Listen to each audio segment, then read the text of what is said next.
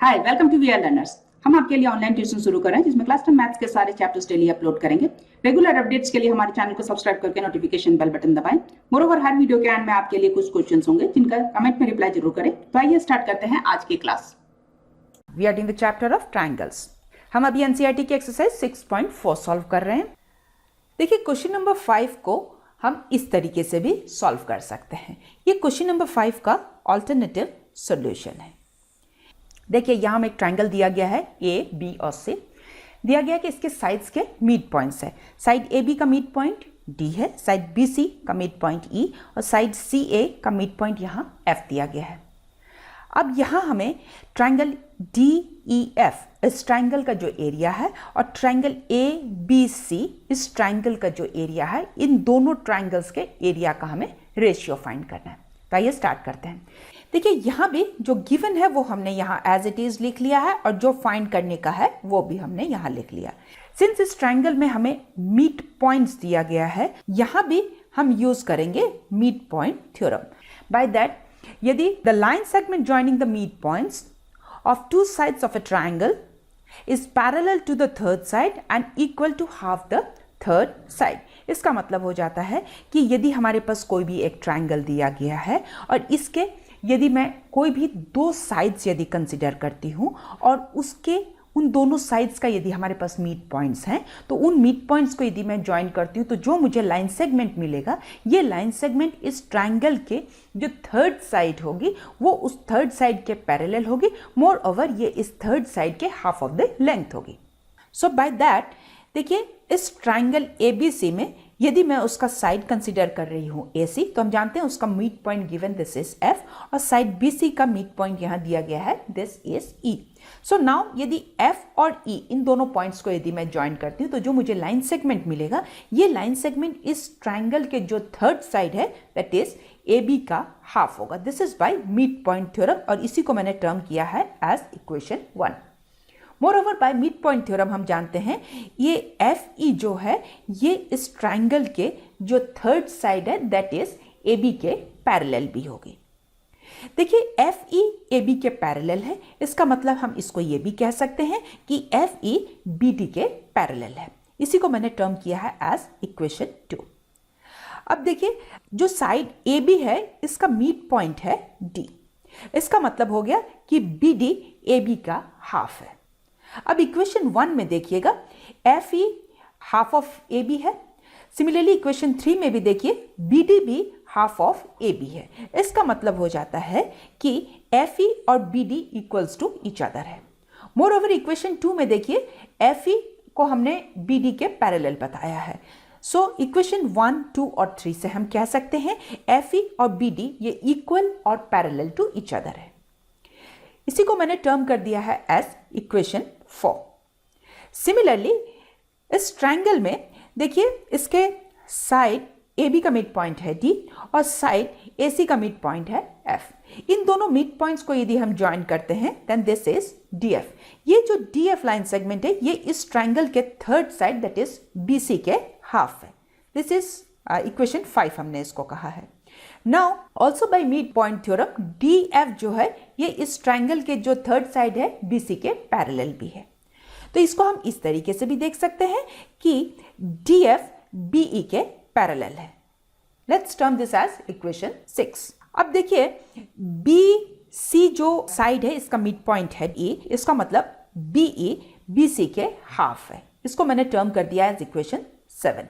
अब इक्वेशन 5 में देखिएगा DF जो है ये हाफ ऑफ BC है। सिमिलरली इक्वेशन 7 में देखिए BE जो है ये हाफ ऑफ BC है।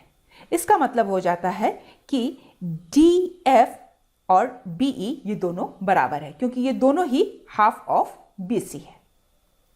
इक्वेशन 6 में देखिए हमने कहा है कि DF और BE ये पैरेलल टू ईच अदर है। सो फ्रॉम इक्वेशन 5, 6 और 7 हम कह सकते हैं DF और BE ये इक्वल और पैरेलल टू ईच अदर है। इसी को हमने टर्म कर दिया है एज इक्वेशन 8। अब इक्वेशन 4 और इक्वेशन 8 इन दोनों में से देखिएगा, देखिए यहाँ हमें एक क्वाड्रिलेटरल मिला है जिसमें BD और EF ये दोनों इक्वल और पैरेलल टू ईच अदर है। मोर ओवर इसके साइड्स DF और BE ये भी इक्वल और पैरेलल टू ईच अदर है।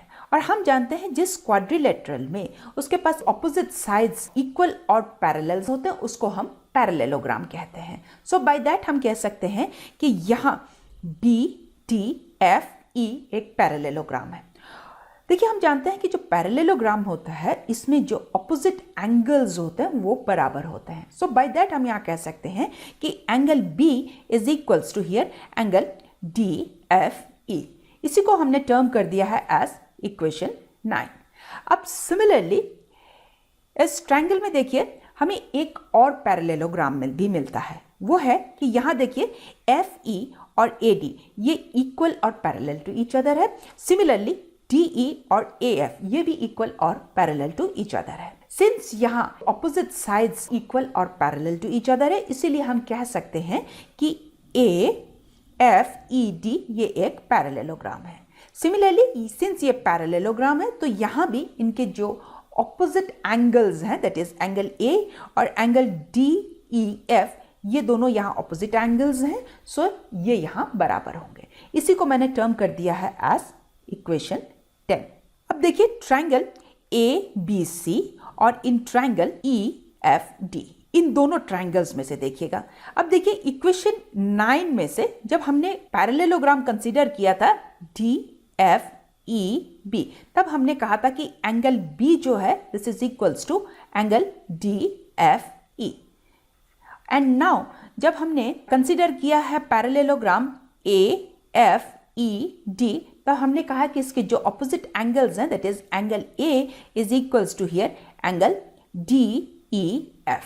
तो हम देख सकते हैं कि इन दोनों ट्रायंगल्स में हमारे पास टू कॉरस्पॉन्डिंग एंगल्स हैं वो बराबर है। अब इनके जो कॉरस्पॉन्डिंग एंगल्स हैं उनको यदि हम मैच करते हैं तो उनकी सिमिलरिटी हम कैसे लिखेंगे। देखिए मैं एंगल ट्रायंगल ABC में ले रही हूं तो दूसरे ट्रायंगल में उसका कॉरस्पॉन्डिंग एंगल कौन सा हो जाता है E। तो यहाँ फर्स्ट पोजीशन में A एंगल लिखा तो दूसरे ट्रायंगल में फर्स्ट पोजीशन में मुझे एंगल E लिखना होगा। नाउ एंगल B यदि मैं लिख रही हूँ इस ट्रायंगल ABC में सेकेंड पोजीशन में तो उसका कॉरस्पॉन्डिंग एंगल हो जाता है F। तो ये देखिए दूसरे ट्रायंगल में सेकेंड पोजीशन में एंगल F हो जाता है। अब सिमिलरिटी के हिसाब से यदि हम लिखते हैं तो हम लिख सकते हैं कि triangle ABC is similar to triangle EFD। This is by angle similarity criterion.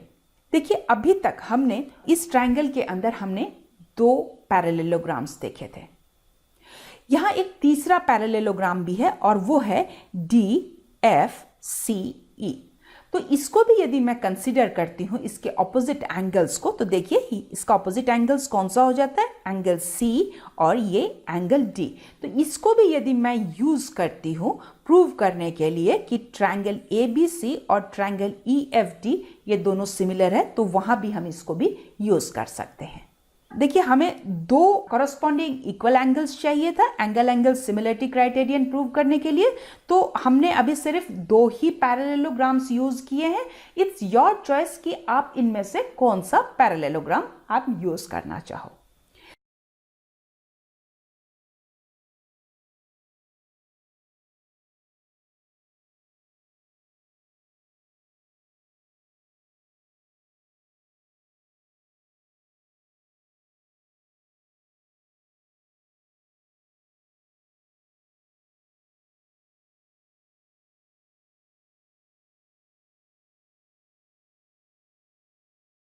आइए अब हम आगे देखते हैं। जैसे कि हमने प्रूव कर लिया कि ये दोनों सिमिलर ट्रायंगल्स हैं और हम जानते हैं कि जो सिमिलर ट्रायंगल्स होते हैं इनका जो एरिया का रेशियो होता है दिस इज इक्वल्स टू इनके जो कॉरस्पॉन्डिंग साइड का जो रेशियो होता है उसके स्क्वायर के बराबर होता है।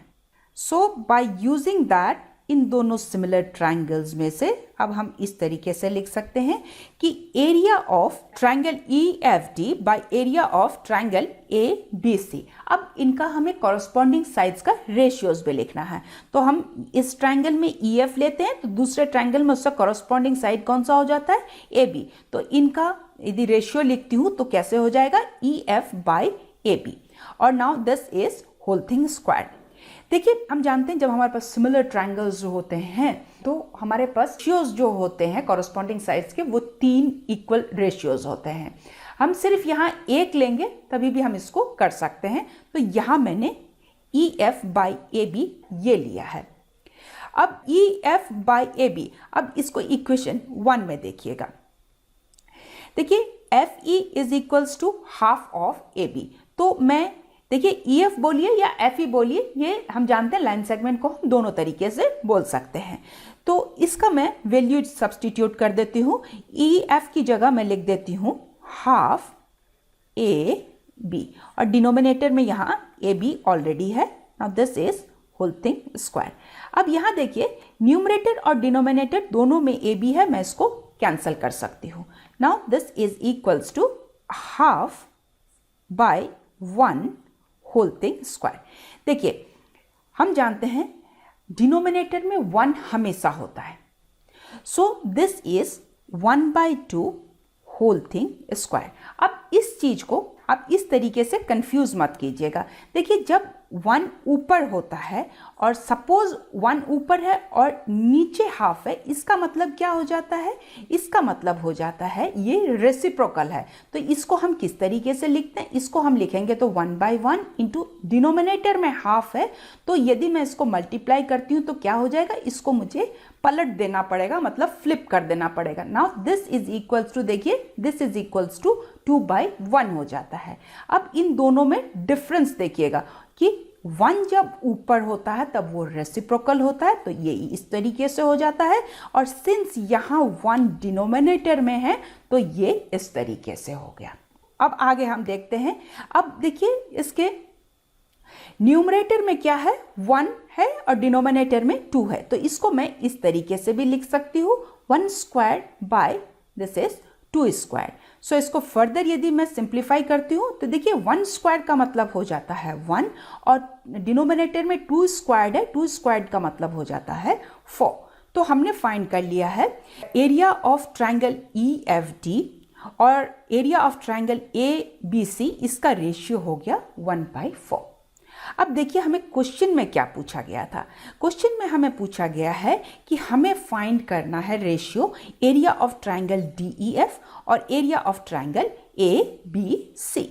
एरिया ऑफ ट्रायंगल EFD, इसका मतलब हो गया EFD इस ट्रायंगल का एरिया, और ट्रायंगल DEF इसका एरिया। तो इसका मतलब क्या हो गया? ये दोनों एक ही ट्रायंगल्स के एरिया की बात कर रहे हैं, और हम जानते हैं जब हम एक ही ट्रायंगल की एरिया की बात करते हैं तो उसको मैं EFD बोलते हैं, एरिया बोलो, या एरिया ऑफ ट्रायंगल DEF बोलो, ये दोनों एक ही होता है। ये हमने ऑलरेडी डिस्कस कर लिया। पर यहाँ एक सबसे इंपॉर्टेंट पॉइंट है कि ये आप मेंशन जरूर कर दीजिएगा कि since area of triangle EFD is equals to area of triangle DEF, इसीलिए हम इसका रेशियो कैसे लिख सकते हैं? Now this is equals to 1/4, या इसको हम इस तरीके से भी लिख सकते हैं कि this is equals to 1:4। Answer. आइए अब देखते हैं आज के सवाल। आप जल्दी से कमेंट में इनके रिप्लाई करें। मोरओवर हमारे चैनल को सब्सक्राइब करके नोटिफिकेशन बेल बटन दबाएं सो दैट आपको हमारे वीडियोस के अपडेट्स मिलते रहें। सो आज के लिए यहीं तक। See you in the next class. Thank you.